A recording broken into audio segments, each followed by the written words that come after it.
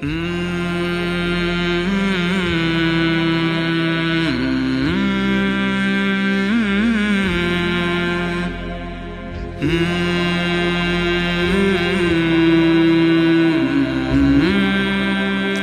علیکم ورحمۃ اللہ وبرکاتہ۔ الحمدللہ وکفی وسلام علی عبادہ الذین اصطفیٰ وخاصۃ علی محمد رسول اللہ صلی اللہ تعالی علیہ وسلم۔ اما بعد فاعوذ باللہ من الشیطان الرجیم، بسم اللہ الرحمن الرحیم۔ وَكَذَلِكَ جَعَلْنَاكُمْ أُمَّةً وَسَطًا لِتَكُونُوا شُهَدَاءَ عَلَى النَّاسِ، اور ہم نے تمہیں اعتدال والی امت بنایا تاکہ تم دنیا کے لوگوں کے سامنے گواہی دے سکو۔ یہ ایک آیت کا ٹکڑا میں نے پڑھا ہے۔ روزانہ کی تلاوت میں سارا قرآن تو بیان نہیں ہو سکتا، جو آیت پیش کرنی زیادہ ضروری ہوتی ہے اس کو میں کوشش کرتا ہوں ہائی لائٹ کر دوں۔ اس میں اللہ نے ہمیں زندگی گزارنے کا ایک پیمانہ دے دیا، ایک ترازو دے دیا ہے کہ ہم نے تمہیں اعتدال والی امت بنایا ہے۔ اس کی میں مثال دیتا ہوں، جیسے پہلے زمانے میں ترازو ہوتے تھے، اب تو ڈیجیٹل آ گئے۔ تو ترازو ہوتے تھے تو اس میں نا ایک کانٹا ہوتا تھا یہاں ایسے کر کے، اور ادھر دو پلڑے ہوتے تھے۔ تو جب وہ کانٹا بالکل درمیان میں ہوتا تھا، نہ ادھر جھکاؤ نہ ادھر جھکاؤ، تو اس کی اس حیثیت کو اعتدال کہتے ہیں۔ ادھر چلا جائے زیادہ تو بھی شدت پسندی، ادھر چلا جائے زیادہ تو بھی شدت پسندی۔ یوں ہو جائے دین میں بہت زیادہ، یہ بھی اللہ کو پسند نہیں۔ ایسے ہو جائے دنیا میں بہت زیادہ، یہ بھی اللہ کو پسند نہیں۔ اللہ تعالیٰ فرماتے ہیں کہ اپنی زندگی میں عدل پیدا کرو، انصاف پیدا کرو، اعتدال پیدا کرو، کہ جب دنیا میں لگو تو ایسے نہ لگو کہ تمہیں آخرت بھول جائے، تم جھوٹ کو حلال کر دو، سود کو حلال کر دو، اور سارے حرام کو کرتے چلے جاؤ کہ جی ہم تو گناہ گار ہیں، ہم تو دنیا دار ہیں۔ یہ بھی انتہا پسندی ہے، یہ اللہ کو پسند نہیں ہے۔ دنیا کی طلب ایک بڑا عمل ہے۔ اللہ کے نبی کا فرمان ہے، من طلب الدنیا حلالا، جس نے رزق حلال کمایا، جس نے دنیا کو حلال راستے سے طلب کیا، اس میں جھوٹ نہیں، اس میں دھوکہ نہیں، فراڈ نہیں، اس میں سود نہیں، اس میں ظلم اور زیادتی نہیں، اس میں وعدہ خلافی نہیں، کسی غلط چیز کی تجارت نہیں، شراب بیچتا ہے یا ڈرگز بیچتا ہے، نسل کو برباد کرتا ہے۔ تو جس نے حلال راستے سے دنیا کو کمایا، استعفافاً عن المسئلہ، کہ مجھے مانگنا نہ پڑے لوگوں سے، میں خوددار بن کے زندگی گزاروں، سعیاً علی اہلہ، اپنے بچوں پہ خرچ کرنے کے لیے کہ وہ عزت کی زندگی گزاریں، تعطفاً علی جارہ، اپنے آس پاس کے غریب لوگوں پر خرچ کرنے کے لیے جو صبح بازار جاتا ہے اور اپنی جاب پر جاتا ہے، اپنی مزدوری پر جاتا ہے، وہ ریڑھی پر بیٹھتا ہے یا بہت بڑے پروجیکٹ کے آفس میں بیٹھتا ہے، اگر یہ چار باتیں اس کے اندر ہیں، حلال کماتا ہے، جابین رشوت نہیں لیتا، غلط کام نہیں کرتا، کسی کی فائل نہیں روکتا، بچوں پہ خرچ کرنے کے لیے اور پڑوسیوں کو نوازنے کے لیے، غریب پڑوسیوں پر خرچ کرنے کے لیے، اور سوال سے بچنے کے لیے۔ جو دنیا کو کماتا ہے تو اب آپ خوشخبری سنیں، لقی اللہ تعالی یوم القیامہ وجہہ مثل القمر لیلۃ البدر، قیامت کے دن وہ اللہ سے ایسے ملے گا کہ اس کا چہرہ 14ویں رات کے چاند کی طرح چمکتا ہوگا۔ تو ایسی دنیا کمانا بھی بندگی ہے۔ ریاکاری کے نفل پڑھ رہا ہو تو وہ جہنم ہے، اور ان 4 شرطوں کے ساتھ دکان پہ بیٹھا ہو، آفس میں بیٹھا ہو، ریڈی پہ بیٹھا ہو تو وہ جنت کا راستہ ہے، اللہ کو اتنا پسند ہے، کیونکہ اس میں درمیانی راستہ ہے، اعتدال والا راستہ ہے۔ اب اس میں انتہا پسندی کیا ہے؟ دوسری حدیث پیش کرتا ہوں، تعس عبد الدینار وعبد الدرہم وعبد القطیفہ، تعس وانتکس وإذا شیک فلن تقش، ان اعطی رضی وإن لم یعط سخط۔ آپ نے فرمایا دینار کا چاہنے والا، دینار کا غلام چاہت تو سب کی ہے، سونے کا غلام ہلاک ہو جائے، چاندی کا غلام ہلاک ہو جائے۔ اللہ نے کائناتی معیشت کو، اکانومی کو سونے چاندی کے گرد گھمایا ہے، یہ اللہ کی اپنی قدرت ہے۔ تو اب یہ انتہا پسندی آ رہی ہے، جس نے آپ نے کہا ہلاک ہو جاتا ایسا، کون؟ عبد الدینار، سونے کا غلام، چاندی کا غلام، اور زیب و زینت کا غلام، اسیسریز کا غلام، کہ حلال رزق میں ایسی نہیں مل رہا تو چلو کوئی ڈنڈی مار لو، کوئی رشوت لے لو، کوئی جھوٹ بول کے سودا بیچ لو، یہ ہے۔ تو اس کے لیے آپ نے بد دعا فرمائی۔ یہ بخاری شریف کی روایت ہے، آپ رحمت اللہ علیہ عالمین ہو کر آپ بد دعا فرما رہے ہیں کہ ایسے لوگ، چونکہ یہ لوگ جب دنیا میں جاتے ہیں تو اوروں کے حقوق مارتے ہیں، اوروں جو رشوت لیتا ہے، وہ رشوت دینے والا پتہ نہیں کن مشکلوں سے اپنے کام کے لیے پہنچا ہوتا ہے، جس کو یہ دھوکہ دے کے مال بیچ دیتا ہے، وہ پتہ نہیں کتنی مشکلوں سے پیسہ بنا کے مال لینے آتا ہے، اس کو یہ 2 نمبر ٹکا دیتا ہے۔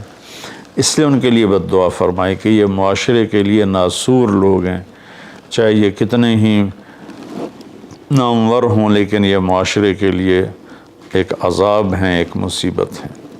تو دنیا میں بھی چلو تو درمیانہ راستہ اختیار کرو، اتنے نہ کھب جاؤ میرے بھائیو کہ ٹوائلٹ میں بھی سودے ہو رہے ہوتے ہیں، پیشاب کرتے ہوئے۔ ابھی میں کراچی سے لوٹا تو لاہور ایئرپورٹ پر میں وضو کرنے گیا تو پیچھے جو پیشاب کرنے کی جگہ ہوتی، وہاں ایک آدمی کھڑا ہوا، گردن کے ساتھ اس نے موبائل پکڑا ہوا تھا اور بولے جا رہا تھا، بولے جا رہا تھا، بولے جا رہا تھا۔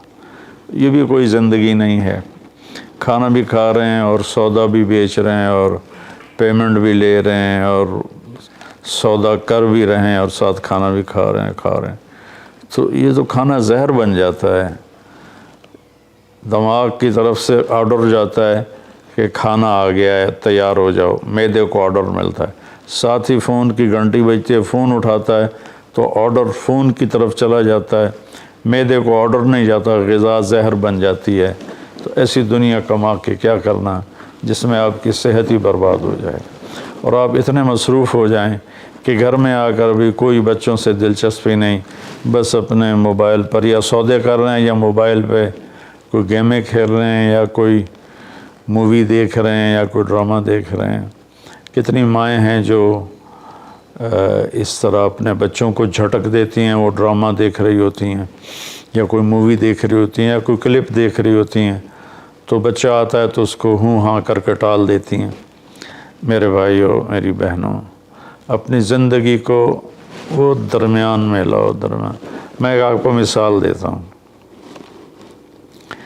گاڑی کے چاروں ٹائر میں ہوا بیلنس ہو تو گاڑی صحیح چلتی ہے، چاہے ایف ایکس کیوں نہ ہو، اور اگر ہوا اوپر نیچے ہے، بیلنس نہیں ہے، تو مرسڈیز بھی ہوگی تو وہ چلنے میں آپ کو تکلیف دے گی۔ ایک گاڑی ہے، انسان بھی، اس کو بھی بیلنس آف لائف چاہیے۔ یہ گھر میں آؤ تو گھر کے ہو جاؤ، فون آف کر دو، اور اپنے بچوں سے بات کرو، بیوی سے بات کرو، ان کے ساتھ بیٹھو، ان سے گپ شپ کرو، اور گھر کی باتیں کرو، گھر کے مسائل ذکر کرو، باہر کے مسائل کو گیٹ پہ چھوڑ کے آ جایا کرو۔ تو یہ تو دنیا ہے نا، اللہ نے اس میں ناپسند کیا ہے کہ ہم اپنے آپ کو زیادہ کھو پائیں، لیکن دین میں بھی اللہ نے ناپسند کیا ہے کہ ہم اس میں زیادہ لگ جائیں۔ لا تغلو فی دینکم، اپنے دین میں انتہا پسندی پہ مت جاؤ۔ اللہ نے اپنے محبوب سے فرمایا فلا تذهب نفسك علیہم حسرات، میرے نبی آپ ان غیر مسلموں کو تبلیغ کرتے ہوئے اتنا دکھ نہ اٹھائیں کہ آپ خود آہیں بھرتے بھرتے فوت ہو جائیں۔ اللہ نے اپنے نبی سے فرمایا، نماز لمبی کی تو اللہ نے اس سے منع فرما کر فرمایا کہ ما انزلنا علیک القرآن لتشقی۔ اللہ نے اپنے نبی سے اعتدال مانگا، لا تبسطھا کل البسط، میرے نبی آپ مال خرچ کریں لیکن سارا نہ خرچ کریں، کچھ بچا کے بھی رکھیں۔ اللہ نے اپنے محبوب سے فرمایا، اس لیے تو اللہ نے زکوٰۃ کا نظام چلایا۔ تو اور ایک حدیث پہ پیش کرتا ہوں، 3 صحابہ آئے حضرت عائشہ رضی اللہ عنہ کے پاس کہ اللہ کے نبی کی رات کیسی ہوتی ہے، تو انہوں نے فرمایا کہ سوتے بھی ہیں اور اٹھتے بھی ہیں، نفل بھی پڑھتے ہیں، بلکہ آپ کی بہت خوبصورت عادت تھی، جب آپ تہجد سے فارغ ہو جاتے تو یوں کر کے لیٹ جاتے، ایسے کر کے، اور حضرت عائشہ رضی اللہ تعالیٰ عنہ بھی اٹھ جاتی تو آپ ان کے ساتھ اسی حال میں باتیں کرتے، گپ شپ لگاتے، تہجد کے وقت میں اپنی بیگم سے پیار محبت کی باتیں ہو رہی ہیں، اتنے میں حضرت بلال اذان دیتے تو آپ اٹھ کے 2 رکعت سنت ادا کرتے اور نماز پڑھانے کے لیے مسجد تشریف لے جاتے تھے۔ تو اتنی اعتدال کی لائف تھی، ہنسی مذاق فرماتے تھے، اور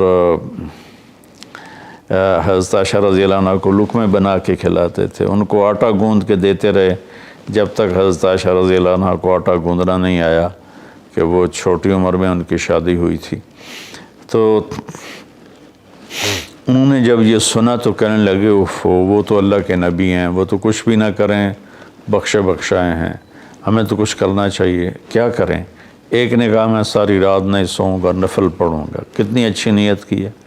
دوسرے نے کہا میں ساری زندگی روزے رکھوں گا، کبھی افطار نہیں کروں گا، کتنی اچھی نیت ہے۔ تیسرے نے کہا میں شادی نہیں کروں گا، بس اللہ کی عبادت کروں گا اور اللہ کے راستے میں جہاد کروں گا، کتنی اچھی نیت ہے۔ آپ کو پتہ چلا تو آپ نے تینوں کو بلا لیا۔ تو آپ نے ان کو ڈانٹ پلائی، تم میرے اللہ کو مجھ سے زیادہ جانتے ہو،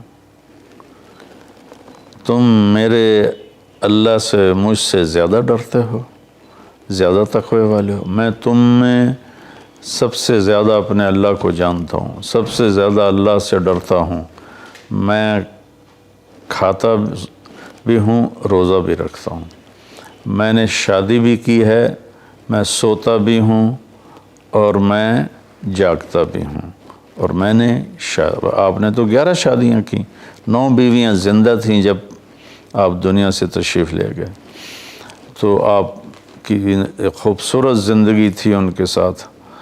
تو آپ نے تینوں کو ڈانٹا اور فرمایا کہ اعتدال کے ساتھ چلو، جس نے کہا میں شادی نہیں کروں گا شادی کرے، جس نے کہا میں روزہ نہیں چھوڑوں گا وہ روزہ چھوڑے، کہ مہینے میں 3 روزے رکھو بس، 13، 14، 15، اور جس نے کہا میں رات سوؤں گا نہیں وہ آرام بھی کرے اور اٹھے بھی صحیح۔ تو یہ زندگی اعتدال والی اللہ کو تو دین میں انتہا پسندی اچھی نہیں لگتی، اور اللہ نے اس کو رد فرمایا۔ ہمارے بعض نادان دوست قربانی کے نام پر پورے گھر کو اجاڑ دیتے ہیں اور انہیں احساس بھی نہیں ہوتا کہ کتنا بڑا نقصان کر رہے ہیں۔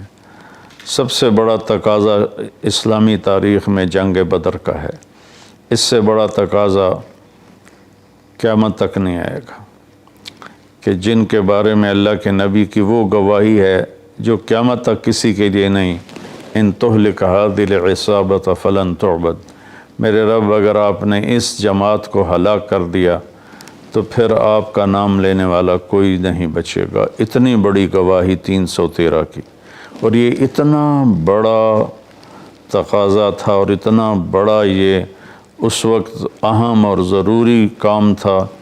آپ نکلے اور ذوالحلیفہ 7 میل دور ہے، جب وہاں پہنچے تو حضرت عثمان اور اسامہ رضی اللہ عنہما کو آپ نے واپس بھیج دیا کہ آپ کی بیگم حضرت رقیہ رضی اللہ تعالی عنہ وہ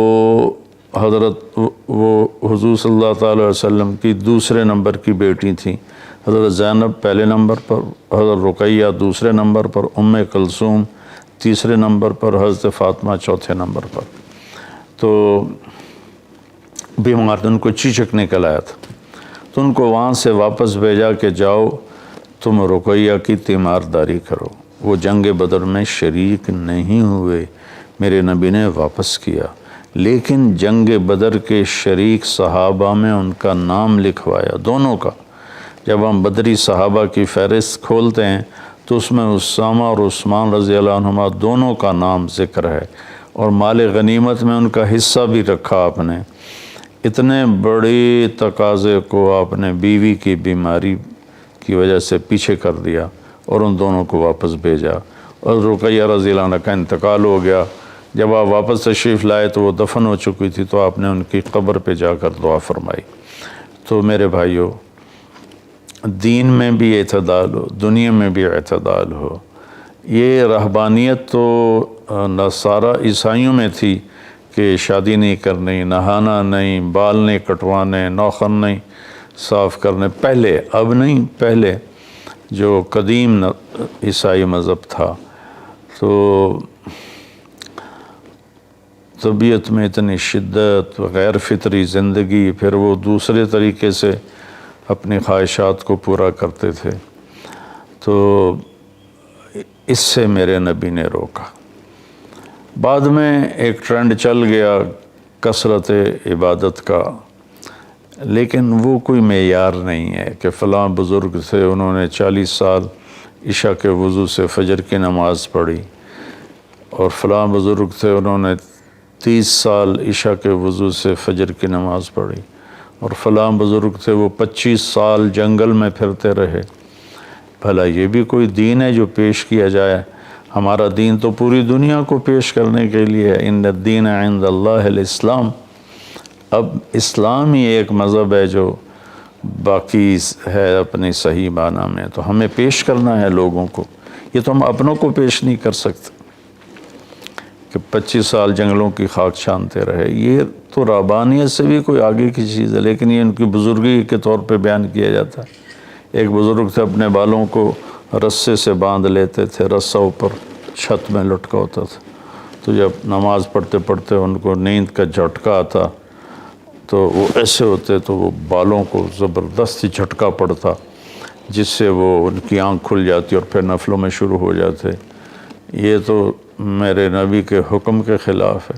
آپ نے فرمایا تم میں کوئی عبادت میں لگے جب تک وہ بشاشت ہے اور اس کو نیند نہیں، جب نیند کا سمجھے غلبہ ہو رہا ہے نفل چھوڑ کے جا کے سو جائے۔